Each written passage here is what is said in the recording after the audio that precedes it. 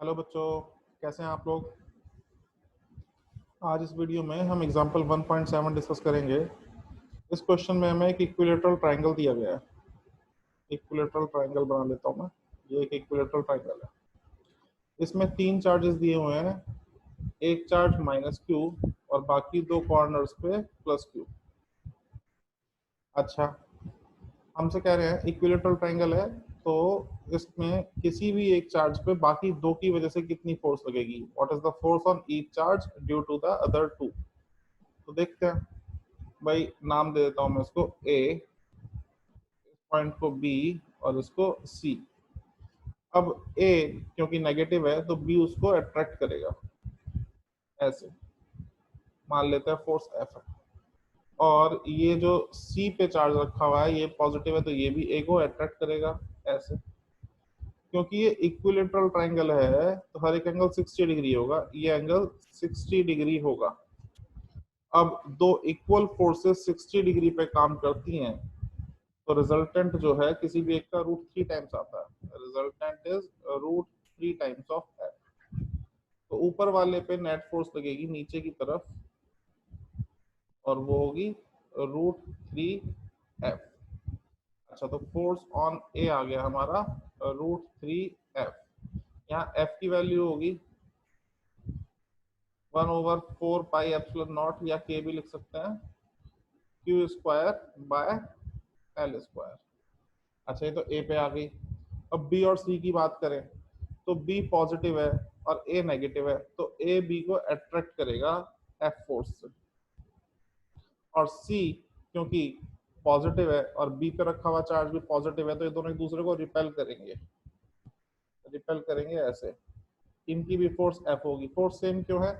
क्योंकि ये दोनों चार्जेस की वैल्यू सेम है और डिस्टेंस भी सेम है। इक्विलेटरल ट्रायंगल है तो सारे डिस्टेंस सेम है।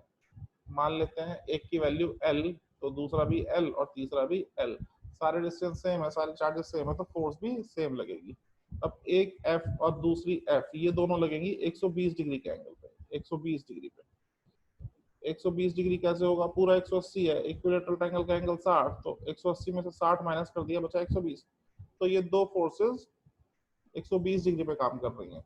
और जब दो फोर्सेस 120 डिग्री पे काम करती हैं तो उनका रिजल्टेंट उन्हीं के इक्वल आता है, यानी कि इनका रिजल्टेंट आएगा एफ। तो बी पोजीशन पे जो चार्ज रखा है इस पे फोर्स लगेगी f. Force on b is equal to f. इसी तरह सी की बात करें तो सी पे ए पोजीशन पे रखा हुआ चार्ज सी पे रखे हुए चार्ज को अट्रैक्ट करेगा, क्योंकि सी पॉजिटिव है और ए नेगेटिव है, तो अट्रैक्ट करेंगे। ये फोर्स एफ। और बी पे रखा हुआ चार्ज इसको रिपेल करेगा, क्योंकि दोनों पॉजिटिव है।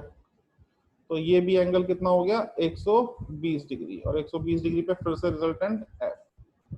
तो देखें, ए पे लगने वाली फोर्स हमारी हो गई रूट 3 एफ। बी पे लगने वाली फोर्स हो गई एफ। सी पे लगने वाली फोर्स हो गई एफ। और यहाँ एफ की value 1/4 pi epsilon not Q square by L square. ठीक। अच्छा, जिन बच्चों को ये समझ में नहीं आया कि 60 डिग्री पे रूट 3 टाइम्स कैसे हो गया या 120 डिग्री पे एफ कैसे हो गया, उनके लिए बता दूं, 11th क्लास में वेक्टर एनालिसिस आपने पढ़ा और रिजल्टेंट का फॉर्मूला होता है A square plus B square plus 2ab cos theta का रूट। अच्छा, अब अगर ए की वैल्यू और बी की वैल्यू दोनों की एफ है और एंगल है 60 डिग्री, तो रिजल्टेंट कितना हो जाएगा?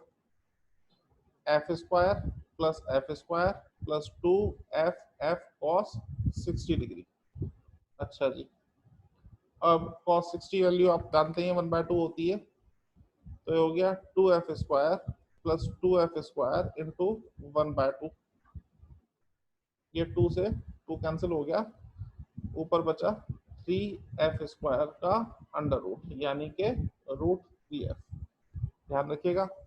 और 120 डिग्री पे मैं पहले बता चुका हूँ, फिर से बता दूं, अगर ए और बी दोनों की वैल्यू एफ है और एंगल की वैल्यू 120 डिग्री है, तो रिजल्टेंट जो होगा वो हो जाएगा ए स्क्वायर प्लस बी स्क्वायर, यानी कि यहाँ लिखे तो F square plus F square plus 2 into F into cos 120 degree.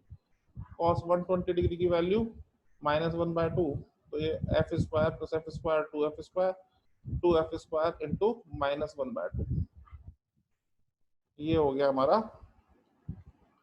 2f square minus F square, यानी कि एफ स्क्वायर का अंडर रूट यानी कि एफ।